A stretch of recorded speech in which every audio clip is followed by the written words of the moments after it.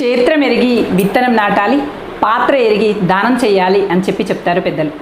విత్తనం ఎంత నాణ్యమైనప్పటికీ భూమి చదునైనది కాకపోయినా, సారవంతమైనటువంటిది కాకపోయినా ఆ విత్తనం మొలకెత్తేటువంటి అవకాశాలు చాలా తక్కువ అని చెప్పాలి. అలాగే పాత్ర ఎరిగి దానం చేయటం, ఎలాంటి వ్యక్తులకు దానం చేయాలి, ఎలాంటి వ్యక్తికి దానం చేస్తే అది మనకి పుణ్యంగా మారుతుంది, ఎలాంటి వ్యక్తులకి దానం చేస్తే మనం చేసినటువంటి దానం వృధాగా పోతుంది అనేటువంటి అంశం పట్ల పూర్తి అవగాహన కలిగి ఉండాలి అని చెప్తారు. నేటి సమాజంలో దాన ధర్మాల పేరిట కీర్తి పొందాలనేటువంటి ఉద్దేశంతో రకరకాల పద్ధతిలో దాన ధర్మాలు అయితే చేస్తున్నారు, సహాయ సహకారాలు అయితే అందిస్తూ ఉన్నారు. కానీ ఆ దాన ధర్మాల వెనుక, సహాయ సహకారాల వెనుక కీర్తి గడించాలి అనేటువంటి కీర్తి కండూతితో కనుక చేస్తూ ఉన్నట్లయితే అవి పెద్దగా పుణ్యాన్ని తీసుకురావని, దాన ధర్మం చేయటానికి కూడా కొన్ని పద్ధతులు ఉన్నాయని, ఎలాంటి వ్యక్తులకి దానం చేయాలి, ఎలాంటివి దానం చేయాలి, ఎలాంటి వ్యక్తులకి దానం చేయకుండా ఉండాలి అనేటువంటి అంశాలు కొన్ని చెప్పబడ్డాయి. అవేంటో నేటి వీడియోలో చర్చించుకుందాం. Welcome to Keerthi creatives. నేను మీ కీర్తన రెడ్డి.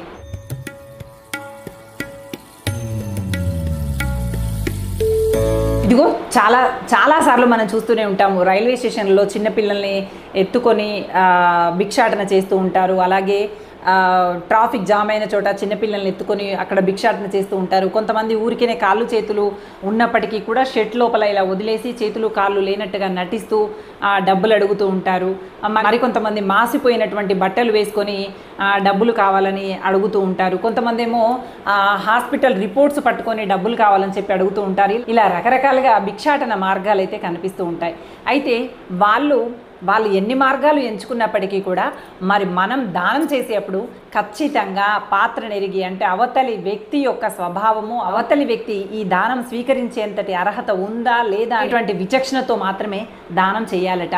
అలా కాకుండా సానుభూతితోనో అలా ఏమీ విచక్షణతో ఆలోచించకుండా నామమాత్రంగా అలా ఇచ్చేసామే అనుకోండి, ఒకవేళ దానాన్ని స్వీకరించినటువంటి వ్యక్తి కనుక బాగా తాగేసి ఎవరినైనా హింసించడం కానీ, ఎవరినైనా చంపటం కానీ చేశాడు అనుకోండి, దానికి సంబంధించినటువంటి కర్మ మన ఖాతాలో పడిపోయేటువంటి అవకాశం ఉంటుంది.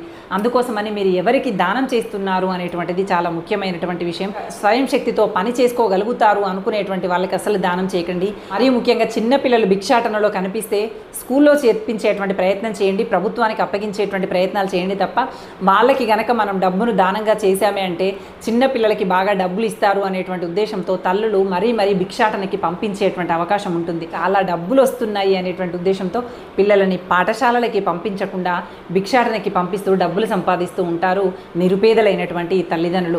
వాళ్ళు ఎంత పేదవాళ్ళు అయినప్పటికీ కూడా కొంతమంది దగ్గర చాలా దారుణమైనటువంటి వ్యసనాలు ఉంటూ ఉంటాయి. పొద్దస్తమానం అడుగుతూ ఉంటారు, భిక్షాటన చేస్తూ ఉంటారు. వచ్చినటువంటి డబ్బుతో సాయంత్రం కాగానే బాగా తాగేసి నానా యాగి చేస్తూ ఉంటారు. ఇదిగో ఇలాంటి వారికి మాత్రం ఎట్టి పరిస్థితుల్లో దానం చేయకూడదు. అందున డబ్బు రూపేణా అస్సలు దానం చేయకూడదు. మీకు ఒకవేళ దానం చేయాలి, సహాయం చేయాలి అనేటువంటి ఆలోచన ఉంటే కనుక అది వస్తు రూపంలో మీరు టిఫిన్ తింటారేమో అడిగి టిఫిన్ కొనివ్వడం, అన్నం తింటారేమో అన్నం ప్యాకెట్ ఇప్పించటం, ఇలాంటివి చేయాలి తప్ప ఎట్టి పరిస్థితుల్లో డబ్బులు మాత్రం ఇవ్వకూడదు. ఆ డబ్బుని వాళ్ళు ఏ స్థాయిలో దుర్వినియోగం చేస్తే ఆ స్థాయిలో మనకి కర్మ కట్టుబడిపోయేటువంటి అవకాశం ఉంటుంది. అందుకోసమని పాత్రత ఎరిగి దానం చేయాలి, ఎవరికి పడితే వాళ్ళకి దానం చేయకూడదు. కొంతమంది ఫేక్ ఫైల్స్ తీసుకొని మన చుట్టూ తిరుగుతూ అనారోగ్యంతో ఉన్నాము డబ్బులు ఇవ్వండి అని చెప్పి అడుగుతూ ఉంటారు. ఇలాంటివి కూడా అస్సలు ప్రోత్సహించకూడదండి. ఫేక్ వాటిని ప్రోత్సహించినట్లయితే నిజమైనటువంటి వారికి సహాయం చేయాల్సినటువంటి పరిస్థితులలో కూడా చేయాలని అనిపించినటువంటి పరిస్థితులకి దారి తీసేటువంటి అవకాశం ఉంటుంది.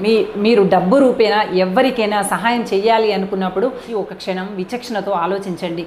తమ సొంత శక్తితో తమ సంపాదించుకోలేనటువంటి పరిస్థితుల్లో ఉన్నారా, ఏదైనా రుగ్మతతో బాధపడుతున్నారా, లేదంటే ఏదైనా శారీరకమైనటువంటి వైకల్యంతో ఉన్నారా అనేది పరిశీలించుకొని అప్పుడు మాత్రమే దానం చేయాలని నిర్ణయించుకొని వాళ్ళకి డబ్బు రూపేణా సహాయం చేసేటువంటి ప్రయత్నం చేయండి. అంతేకాని మనం ఏదో నామమాత్రంగా ఇచ్చేద్దాము, ఏముందిలే చూడ్డానికి చాలా పెద్దగా కనిపిస్తున్నారు అన్నట్టుగా ఇచ్చేస్తాము. కానీ ఆ డబ్బుని వారు సరైనటువంటి విధానంలో ఖర్చు పెట్టుకుంటే తప్పులేదు, తినటానికి వాళ్ళ అవసరాలకి వాడుకుంటే తప్పులేదు. కానీ సాయంత్రం అవ్వగానే అనవసరంగా మత్తు పదార్థాలన్నీ స్వీకరించి వాళ్ళు చేసేటువంటి దుశ్చర్యలకి మనం పరోక్షంగా కారణమైతే మాత్రం ఖచ్చితంగా మనం చేసింది తప్పే అని చెప్పాలి. మనం చేసింది తప్పుగానే చెప్పబడుతుంది. అందుకోసమని ఈ విషయం పట్ల ఖచ్చితంగా అవగాహన కలిగి ఉండాలి. ఎంత మంచి విత్తనమైనప్పటికీ, ఎంత నాణ్యమైనటువంటి విత్తనమైనప్పటికీ కూడా సారవంతమైనటువంటి నేలలో కనుక నాటకపోతే ఖచ్చితంగా ఆ విత్తనం వృధాగానే పోతుంది. అలాగే నువ్వు ఎంత మంచి మనసుతో దానం చేసినప్పటికీ, ఎంత కష్టపడి సంపాదించినటువంటి డబ్బు దానం చేసినప్పటికీ కూడా అవతలి వ్యక్తి కనుక దానిని దుర్వినియోగం చేసినట్లయితే మీ డబ్బు వృధాగా పోతుంది. మీ సహాయం చేసేటువంటి గుణం నుండి లభించేటువంటి పుణ్యం కూడా వృధాగానే పోతుంది. అందుకోసమని పాత్రత ఎరిగి దానం చేయటం అనేటువంటి విషయాన్ని మర్చిపోకుండా, చిన్నపిల్లలు కనిపించారనో, పేదవాళ్ళు కనిపించారనో, జాలిగా అనిపించిందనో ఉద్దేశంతో దానం చేయకుండా కాస్త జాగ్రత్తగా పరిశీలించి వీలైనంత వరకు డబ్బు రూపంలో దానం చేసే బదులు వస్తు రూపంలో దానం చేసేటువంటి ప్రయత్నం చేయండి. ఒకవేళ వాళ్ళు ఆహారం కోసం విలవిల్లాడుతున్నట్టుగా అనిపిస్తే ఆహారం కొనివ్వండి. ఒకవేళ వాళ్ళకి బట్టలు అవసరం అనిపిస్తే బట్టలే కొనివ్వండి. లేదు వాళ్ళు శారీరక రుగ్మతతో ఉన్నారనుకుంటే మందులు కొనివ్వండి. లేదు వాళ్ళు దాహంతో విలవిల్లాడుతున్నారు అనుకుంటే కొబ్బరి నీళ్ళు తాపించండి. ఇలా ఏదైనా వస్తు రూపంలో ఇచ్చేటువంటి ప్రయత్నం చేయండి. లేదు వాళ్ళకి అన్నీ బాగానే ఉన్నాయి అనుకుంటే నిత్యావసర సరుకులు కొనివ్వండి. ఇలా డబ్బు రూపేణ కాకుండా వస్తు రూపంలో కనుక మీరు వాళ్ళకి ఏదైతే దానం చేయాలనుకుంటున్నారో దాన్ని వాళ్ళకి ఇచ్చినప్పుడు దాన్ని సరైనటువంటి విధానంలో వారు వాడుకునేటువంటి అవకాశం ఉంటుంది. అందుకోసమని ఆ పాత్రత ఎరిగి దానం చేయండి. దానికి ఆ దానాన్ని స్వీకరించేటువంటి అర్హత వారికి నిజంగా ఉన్నదా, వారు నిజంగానే ఇబ్బంది పడుతూ ఉన్నారా, లేదంటే ఇబ్బంది పడుతున్నట్టుగా నటిస్తూ భిక్షాటన చేస్తున్నారా అనేది ఒక్క క్షణం కాస్త పరిశీలించి దానం చేయండి. అప్పుడే మీరు దానం చేసేటువంటి డబ్బుకి మీకు విలువ, పుణ్యం రెండూ లభిస్తాయి. అంతే తప్ప పాత్రత తెలుసుకోకుండా దానం చేసినట్లయితే దానివల్ల మీకు చేకూరేది ఏమీ లేదు, వృధాగా పోతున్నట్టే లెక్క. జనసందోహమైనటువంటి ప్రాంతాలలో చిన్నపిల్లలు కనిపిస్తే పాఠశాలలకి పంపించేటువంటి ప్రయత్నాలు చేద్దాము. పెద్ద వయస్కులు వాళ్ళైతే వాళ్ళకి కావాల్సినటువంటి ఆహార పదార్థాలు అందించేటువంటి ప్రయత్నం చేద్దాము. యువకులైతే ఎట్టి పరిస్థితుల్లో కష్టపడి బ్రతకమని చెప్పుదాము. తినేటువంటి ఆహార పదార్థం ఆ పూటకు సంబంధించింది కొనిచ్చేటువంటి ప్రయత్నం చేద్దాం తప్ప మత్తు పదార్థాలకు బానిస అయ్యేలాగా డబ్బులు అందిస్తూ వాళ్ళని భిక్షాటనకి ప్రేరేపించేలాగా పుణ్యం వస్తుంది అనేటువంటి ఉద్దేశంతో పుణ్యానికి పోయి పాపాన్ని కొని తెచ్చుకున్నట్టుగా మన దానము అనేది ఉండకూడదు అనేటువంటి విషయాన్ని అర్థం చేసుకొని అర్హత ఉన్నటువంటి వాళ్ళకి దానం చేయండి. పుణ్య ఫలితాన్ని పొందుతూ ఆనందకరమైనటువంటి ఆహ్లాదకరమైనటువంటి జీవితాన్ని ఆస్వాదించండి. Thank you for watching. Bye.